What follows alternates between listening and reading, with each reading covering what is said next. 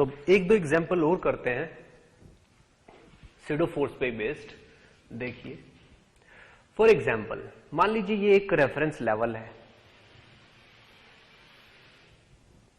इस तरीके का, ठीक है। इस रेफरेंस लेवल पे एक ब्लॉक रखा हुआ है। ब्लॉक क्या, हम बोलेंगे एक वेज रखा हुआ है, ये इस तरीके का।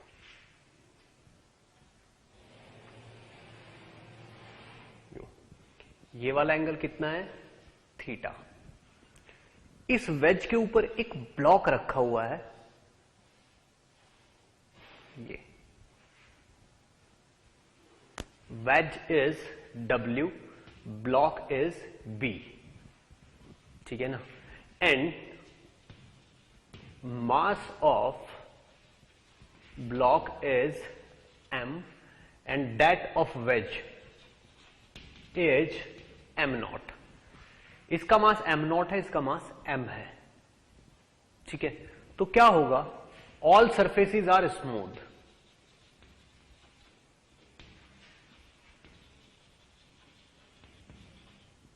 हर सरफेस स्मूथ है। इस सरफेस के स्मूथ होने का मीनिंग क्या हुआ कि ये चीज इस पे स्लिप करेगी नीचे।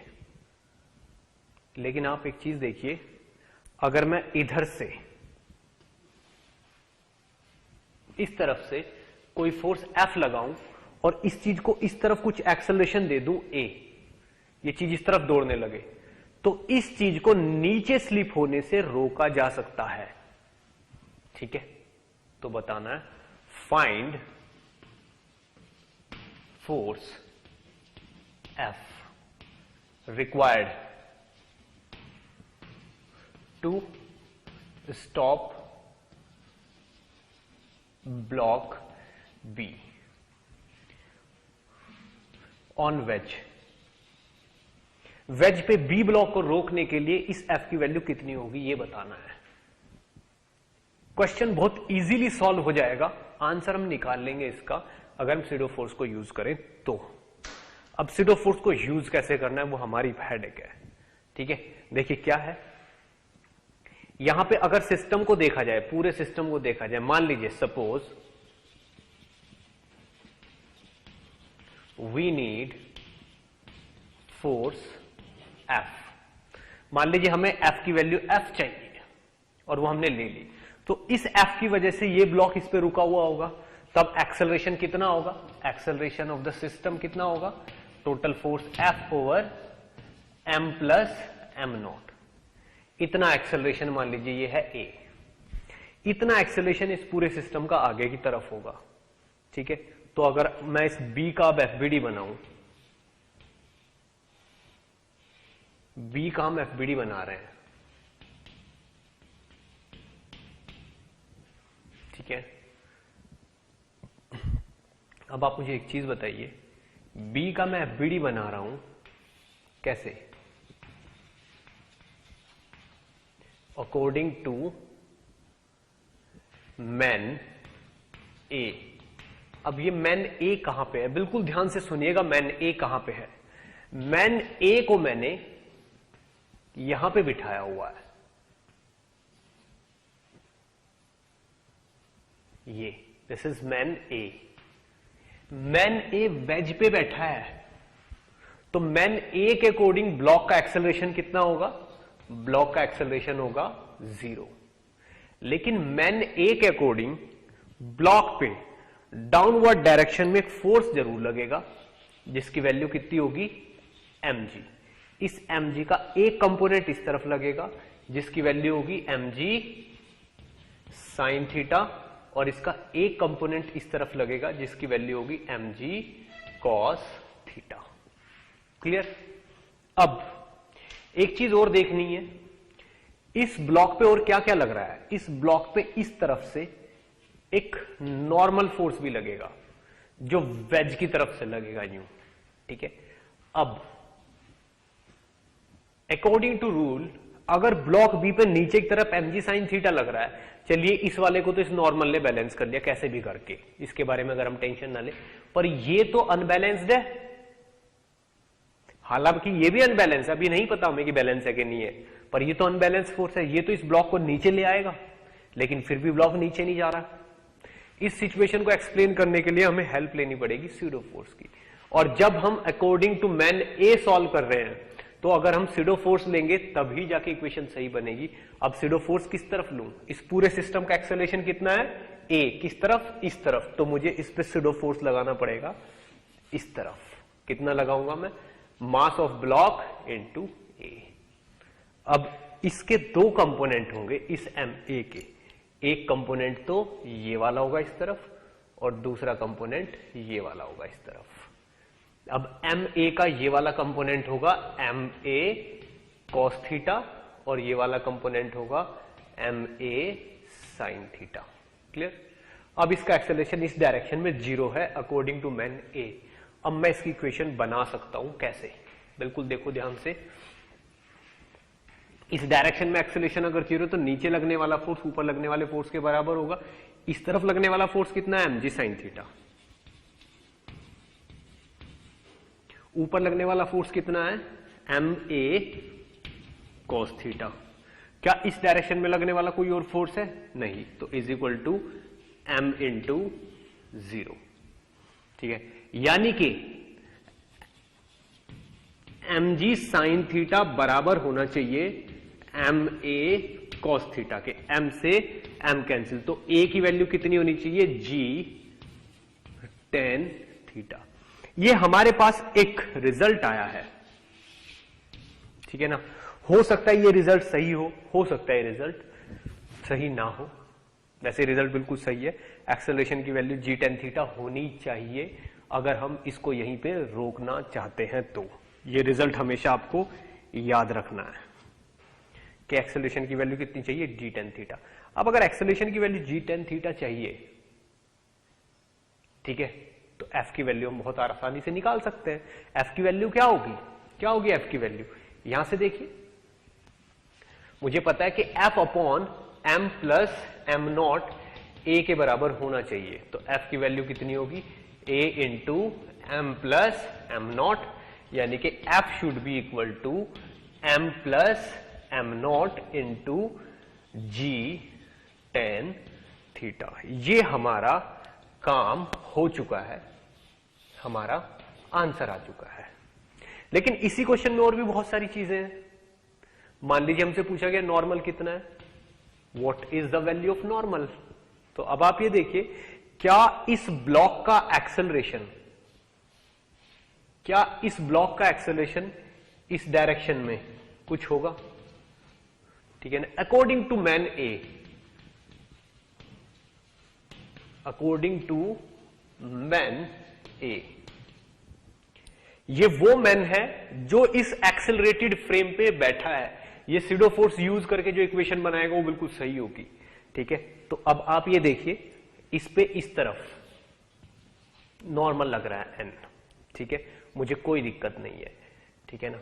इस तरफ एक और फोर्स लग रहा है एम जी कॉस थीटा, ठीक है ना। और इसी तरफ एक और फोर्स लग रहा है एम ए साइन थीटा। तो इस डायरेक्शन में ये टोटल फोर्स है और एक्सेलरेशन कितना है। तो इस डायरेक्शन में अगर मैं इक्वेशन बनाऊंगा तो क्या बनेगी? N minus M A sine theta minus M G cos theta is equal to 0। तो यहां से एन की वैल्यू कितनी आ जाएगी? एम ब्रैकेट में लो ए sine theta plus G cos theta, ये आपके नॉर्मल की वैल्यू हो जाएगी। यही आपका आंसर भी हो जाएगा। ये आपका नॉर्मल हो गया। क्या बात समझ में आई? अब ये जो नॉर्मल है, ठीक है ना, इसमें ये जो ए है, इस ए की वैल्यू आपको पता है जी टेन थीटा। तो एक्चुअल में अगर मैं इसको रखूंगा तो नॉर्मल की वैल्यू कितनी आ जाएगी? एम इंटू ए की जगह जी टेन थीटा, यानी कि G sine square theta by cos theta plus G cos theta. तो G sine square theta plus G cos square theta divided by cos theta. तो mg by cos theta, normal की value ये भी हो जाएगी। इससे आप निकाल सकते हो नॉर्मल की वैल्यू बहुत इजीली। क्या मेरी बात समझ में आती है? ठीक है। अब यहां तक अगर आपको कोई भी दिक्कत हो तो आप इसको दोबारा देखिए, ठीक है ना। इसके बाद मैं एक नेक्स्ट एग्जांपल ले रहा हूं, उसको देखिएगा।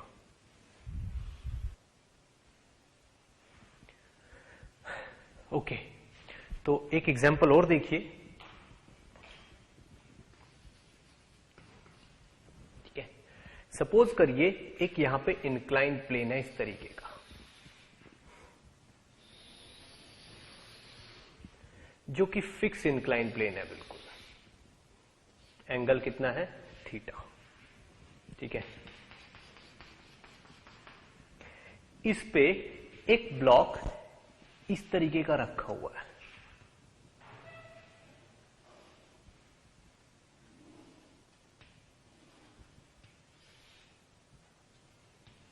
इस पे एक इस तरीके का ब्लॉक रखा हुआ है, ठीक है ना। इस ब्लॉक पे एक वेइंग मशीन रखी हुई है यूं, और इस वेइंग मशीन पे एक इंसान खड़ा हुआ है,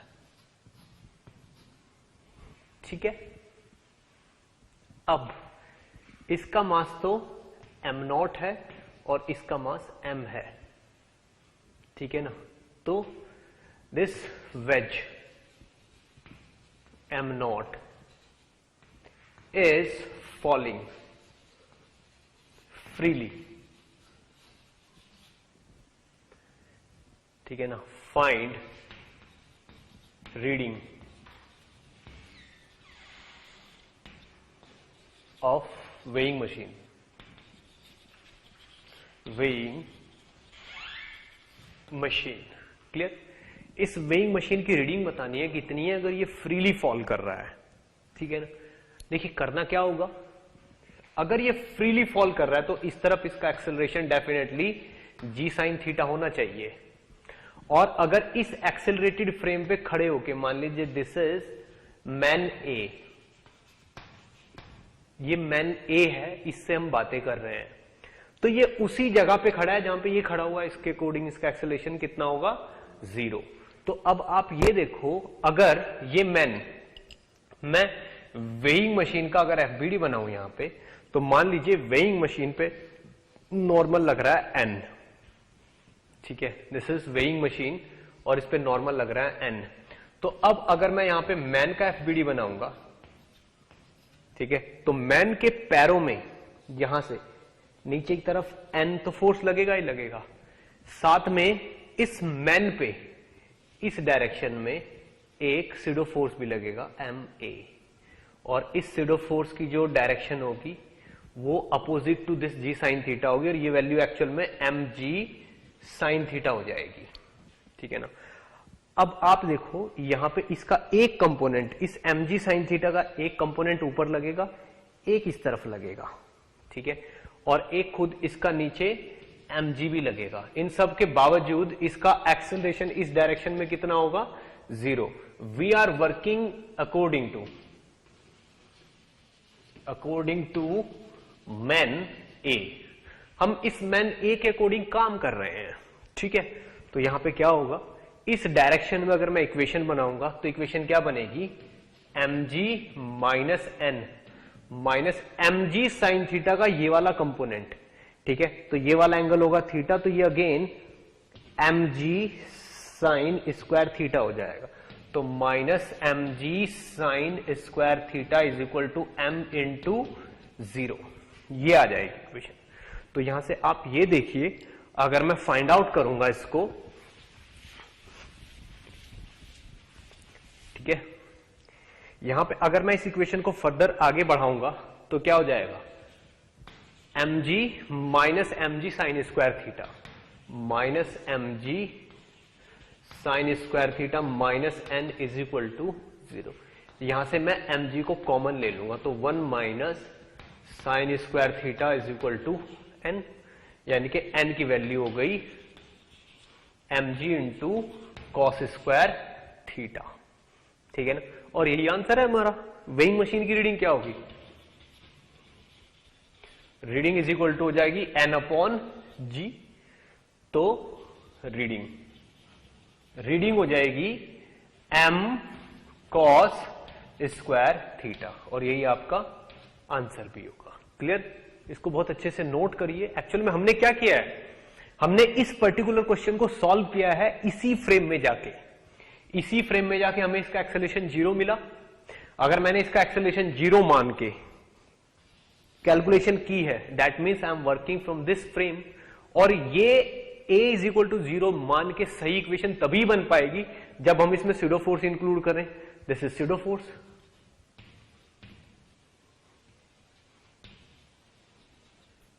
स्यूडो फोर्स मैंने इंक्लूड किया, स्यूडो फोर्स के दो कंपोनेंट किए और वर्टिकल डायरेक्शन में बैलेंस करके ये इक्वेशन फाइंड आउट कर ली। इस इक्वेशन को फाइंड आउट करते ही ये सारे काम होके आपका आंसर आ गया। क्लियर?